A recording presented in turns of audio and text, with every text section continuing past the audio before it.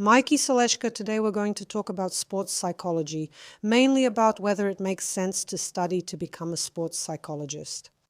It definitely does, but only if you did sports as a child, at least a little bit, because a sports psychologist or coach without that kind of experience, it's like a dog trainer who's never had a dog, or a child psychologist who's never had kids and things like that.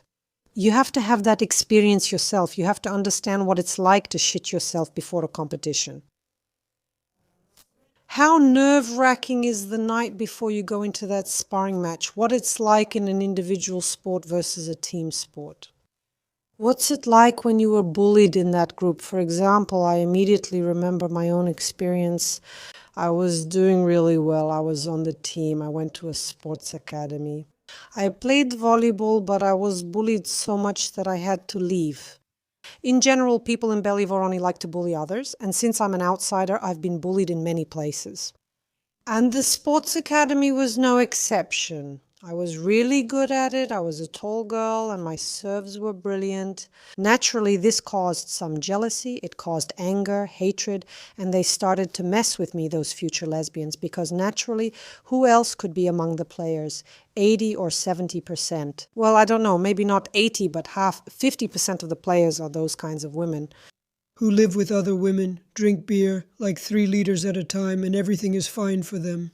This is to the moms who are watching me right now. Think twice about whether it makes sense to send your daughter to basketball, volleyball, soccer, wrestling, or even worse, boxing. Oh my God. Because all kinds of aggressive ones like that. Now they'll say, well, what is this? What kind of essay is this from Veronika Yurievna? This isn't an essay by Veronika Yurievna. This is real. It's a life experience, so to speak. My research. Well, actually, all these players can back me up. They'll say, yes, Veronika, there's really some truth to this. That's a significant percentage. Anyway, that's not what we're talking about. We're talking about sports psychology, so let's get back to it. What does sports psychology do? First and foremost, it supports the athlete emotionally. First and foremost, support. And of course, any coach absolutely must have knowledge of sports psychology. But for the most part, it's an innate skill. Take those giants, the fierce, powerful ones. They didn't really read books, no scientific ones. It's more like an inner voice that knows exactly what to say to this athlete at the right moment, how to praise or scold her so that she achieves the result. But a sports psychologist, unlike a coach, still cares about what kind of mental state there will be. The athlete will have at the end of their sports career, because a coach, for the most part, squeezes the athlete like a lemon and then throws them away. Even though she says, oh, these are my kids, I love them so much. But these kids later end up with broken spines, their knees are constantly hurting, all their joints are falling apart, and many of them become disabled after the age of 30, many of them. Just look at what happens to their legs. Me at 25 years old, these are the kinds of colleagues I have. And as for the coach, I can't say that they don't care. Of course, there are different kinds of coaches, but still a psychologist is different because they care about the person's mental health, not about making sure that he necessarily wins. They seem to have slightly different motivations, different goals. The coach wants results for their athlete to win.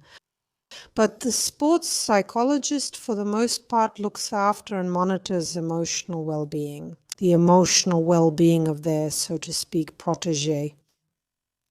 Like client-patient, that's right. And here let's look at some important points.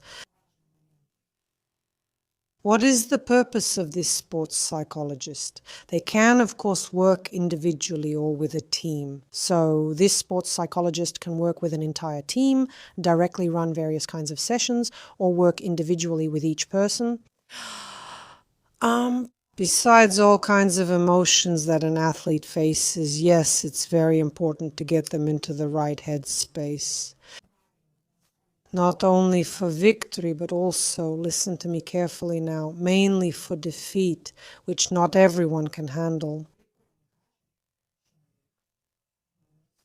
And especially such ambitious narcissistic people as athletes who are used to winning And right now, for the most part, we're still talking about professionals, not just some sports clubs, not about children who do it for fun. Parents pay, and the kids go. Yes, it hurts them. Yes, it's unpleasant for them, but you have to agree these aren't world championships, not the Olympic Games. It's nothing on a large scale. But if we're talking about truly serious professionals, then it's a painful thing reaching the point of depression and even moreover to suicidal behavior. To the point where a person just starts drinking and ends up lying on urine-soaked mattresses. He can't pull himself together. He can't believe that he's no longer number one. And maybe simply because of his age, he'll never be number one again.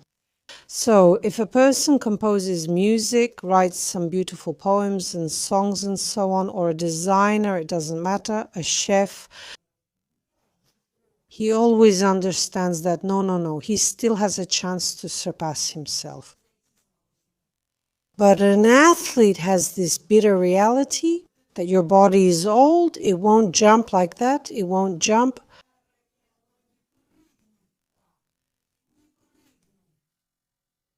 So if you're a musician, until the very end, you're Ozzy Osbourne, you creak, but you come out in a wheelchair and mumble something and you know you're still Ozzy Osbourne no matter how old you are. But for an athlete, their career is short. And it's a very heartbreaking sight.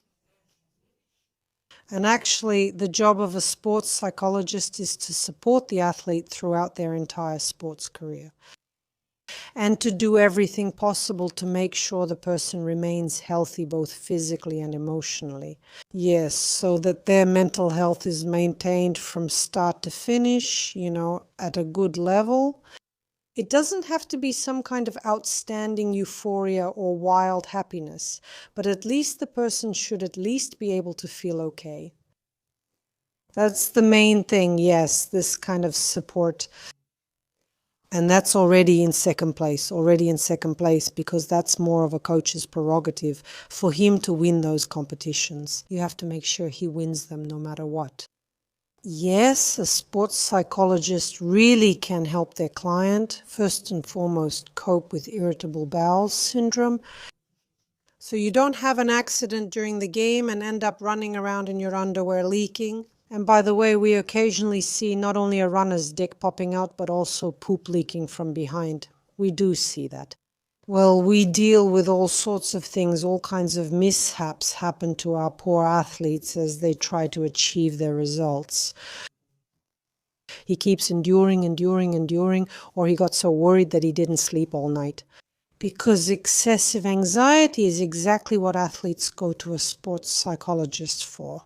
That's what they come with, first and foremost. It's the main thing, yes. How do I deal with this anxiety? I start having panic attacks, these endless neurotic sighs, this insomnia. I can't concentrate. I stop seeing anything at all. I stop hearing. My hands and feet tremble. I'm all red, pale, sweating. I faint. I start having these neurotic yawns, burps. What am I even supposed to do?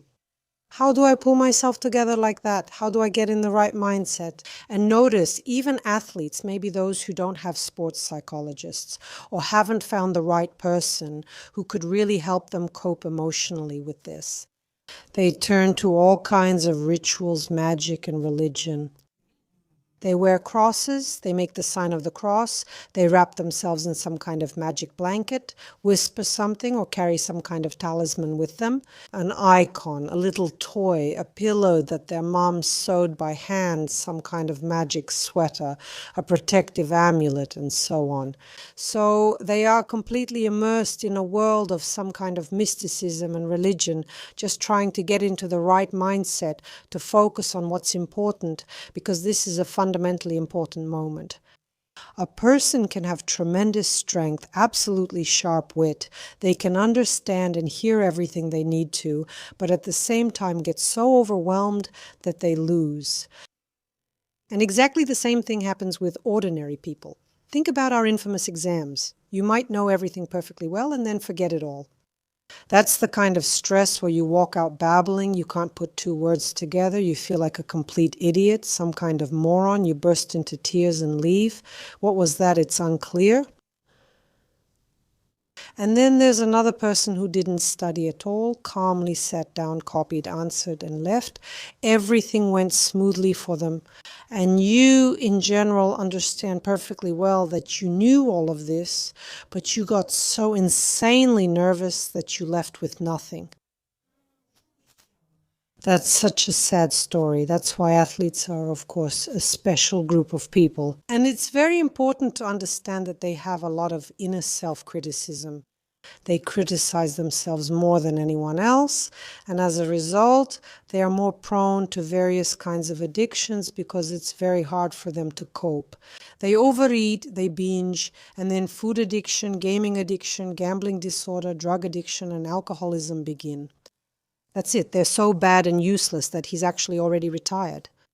Well, he's only 30, but he's already retired because he can't pull himself together. It's fine if it's Ovechkin, a truly gifted person, but people like that are born once in several million.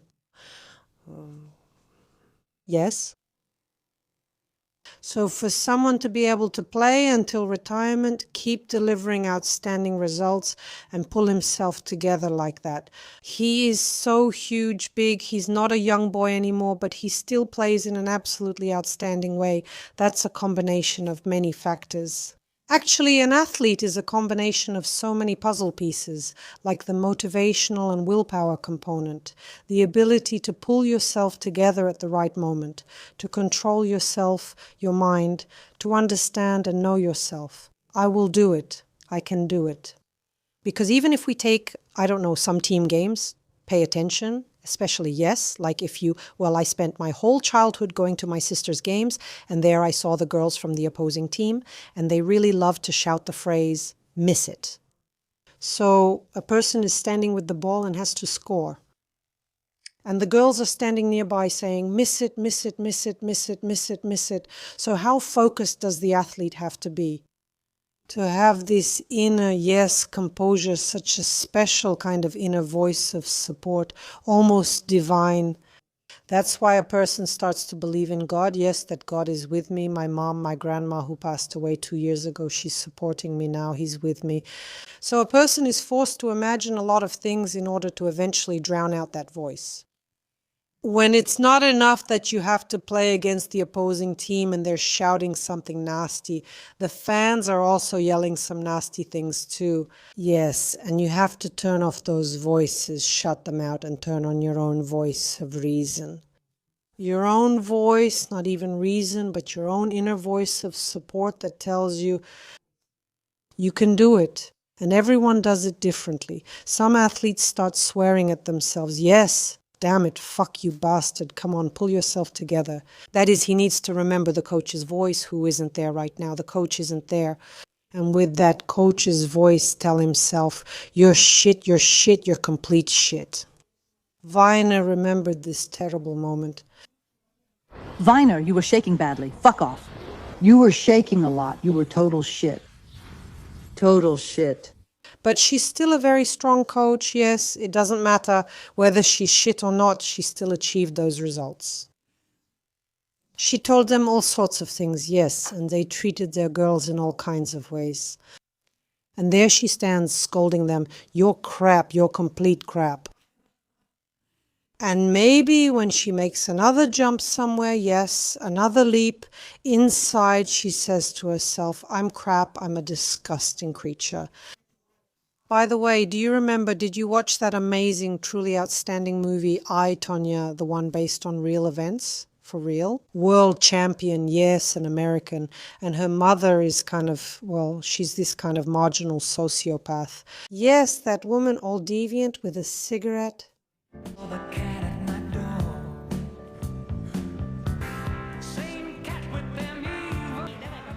Come on, give me your hand.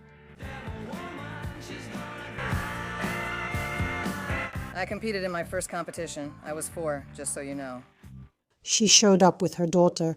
Well, there are people like that. I personally know moms like that. A drunk, all messy, unwashed, unshaven. She dragged her kid anyway, still brought her to this sports school. Yes, to the sports club. Still that mom, that same kind of woman, but she's just a complete drunk. But she took her child to music school until the end of her days, until she died from alcoholism. She kept taking him to music school. There is some kind of self-awareness inside when a person gets up and goes, like some voice inside says, no, you have to go and take your child. And she also had some special words, I think, oh, she paid some guy to scold her. That's it.